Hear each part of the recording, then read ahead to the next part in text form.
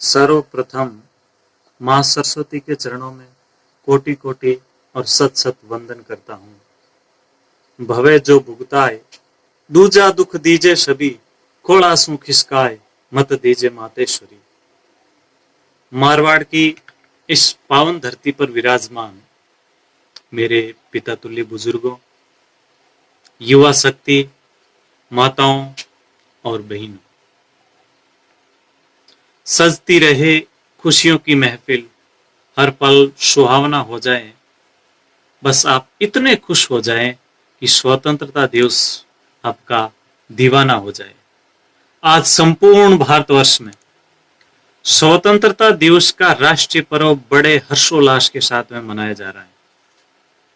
कोविड-19 की वजह से कोई विशेष कार्यक्रम तो नहीं हो रहे हैं, लेकिन लोगों के अंदर जो भावना है, जो दिल के अंदर जो उत्साह है, जो उमंग है, उसमें कहीं भी खामी नजर नहीं आ रही है। कहा जाता है ना, आप किसी व्यक्ति को राष्ट्र से बाहर निकाल सकते हो, लेकिन उसके भीतर से राष्ट्र भावनाओं को नहीं निकाल सकते।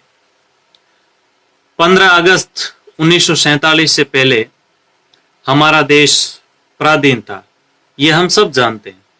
लेकिन हम यह नहीं जानते हैं कि पराधीनता क्या होती है, क्योंकि जिसने भोगा ही नहीं है तो वो क्या जानेगा। और जिसने भोगा है उनसे पूछिए, अपने दादाजी से पूछिए जिसकी उम्र लगभग 80 वर्ष पार कर ली है उन्होंने। वो स्वतंत्रता की कहानी बयां करते हैं तो मित्रों खून खोल उठता है। इतने अत्याचार पूर्ण नीति थी अंग्रेजों की, और फिर यहाँ के जो राजा महाराजाओं का जो कुशासन था, उसमें लोगों का जीना हराम हो गया था। तो कहा जाता है कि पराधीन सपने सुख नहीं। जो व्यक्ति पराधीन हो जाता है उसको स्वप्न में भी सुख प्राप्त नहीं हो सकता है। ये लोगों ने कहा है और हमने सुना है और देखा है। जो पराधीन है, भारत पराधीन था, हम सब जानते हैं। तो पराधीनता के अंदर कितनी बातों की गुलामियां थी और किन किन चीजों की कमियां थी, वो आज भी जब बुजुर्ग लोग बताते हैं तब एक विचार करने योग्य बात बनती है कि ऐसे समय में भी इन्होंने अपना जीवन जिया है और अपनी जिंदगी पार की है। भारत की धरती संत सूरमा, जति सती और वीर लोगों की धरती है।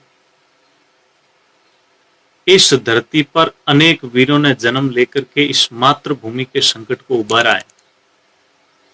उसकी बदौलत आज हम यहाँ सुरक्षित अपने मानव अधिकारों का इस्तेमाल करते हैं। कहा जाता है कि हेला मारे खेजड़ी, सुन पंथी संदेश, विण माथा अरि बाडना, निपजे मारे देश। मतलब एक वृक्ष की कामना है कि एक खेजड़ी राहगीर से पुकार कर रही है कि हे पंथी, हे राहगीर, मेरा एक संदेश सुन ले। ये जो धरती है, ये जो राजस्थान की भारत की धरती है, यहां पर ऐसे शूरवीर जन्म लेते हैं जो बिना शीश के लड़ते हैं, और दुश्मनों का सिर काटने वाले शूरवीर इस हमारे धरती पर जन्म लेते हैं। ऐसी धरती है ये भारत की। कभी ये भारत सोने की चिड़िया कहलाता था और विश्व गुरु था। पता है विश्व गुरु क्यों था भारत? भारत विश्व गुरु इसलिए था कि भारतीय संस्कृति विश्व की प्राचीनतम संस्कृतियों में महानतम थी, इसलिए भारत विश्व गुरु था। और अपनी संस्कृति की सुगंध बिखेरी थी भारत के लाल स्वामी विवेकानंद ने अमेरिका में जाके, शिकागो विश्व धर्म सम्मेलन में जाकर के उन्होंने अपनी संस्कृति की सुगंध बिखेर करके सभी विश्व के लोगों से कहा, भाइयों और बहनों, देखो कितना प्यारा शब्द था। तो आज भारतीय संस्कृति है वो बदनाम हो रही है। भारतीय संस्कृति खत्म होने के कगार पर जा रही है। क्यों जा रही है? क्योंकि भारतीय संस्कृति पाश्चात्य संस्कृति की आगोश में समा गई है। आखिर वो स्वयं थोड़ी समाई है, समाई तो अपन ने है। अपन सभी ने पाश्चात्य संस्कृति का सदुपयोग किया और उसको अपना लिया, और भारतीय संस्कृति का दुरुपयोग करते हुए उनको छोड़ दिया। अब वो न तो पहनावा रहा है, नहीं पोशाकें रही है, नहीं वो खाना पीना रहा है, नहीं दिनचर्या रही है। ज्यों ज्यों युग बदल रहा है, दुनिया बदल रही है, और आखिर जो संस्कृति है वो अपने खात्मे पर जा रही है। और जब कहा जाता है ना, किसी देश को संस्कृति और इतिहास पर गर्व नहीं होता है, वो देश कभी आगे नहीं बढ़ पाता है। तो इसलिए अपन को अपनी संस्कृति पर गर्व करना है। अब देखो, पहनावे की बात आती है तो जिस समय वो युग था जिस समय कौरव और पांडव हुआ करते थे, सोचो तो एक समय एक मुनिवर तालाब के अंदर नहाने के लिए जाते हैं। पीछे से किसी असामाजिक तत्व ने उनके जो कपड़े थे उन कपड़ों को उठा करके वो चला गया। अब स्वामी जी बाहर निकले तो पहने क्या, उनको शर्म आ रही थी। अब निकले कैसे? जितने में राजा द्रुपद की राजकुमारी अर्जुन की पत्नी द्रौपदी उस सरोवर पर पानी लाने के लिए जाती है। तब वो देखती है तो महाराज जी उदास मुद्रा में बैठे रहते हैं।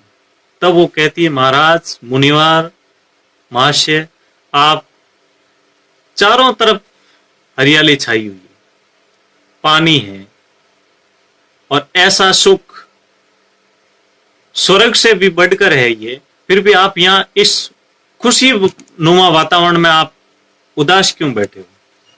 तब मुनिवर ने कहा कि बेटा, मेरा जो कपड़ा था, मेरी जो धोती थी, वो कोई ले गया, इसलिए अब मैं बाहर निकलूं तो कैसे निकलूं? उस समय द्रौपदी ने विचारा और अपनी साड़ी का 1 मीटर कपड़ा काट करके मुनिवर की तरफ फेंका। उन्होंने लपेट करके वो पानी से बाहर आए और द्रौपदी को पूछा कि आप कौन हो?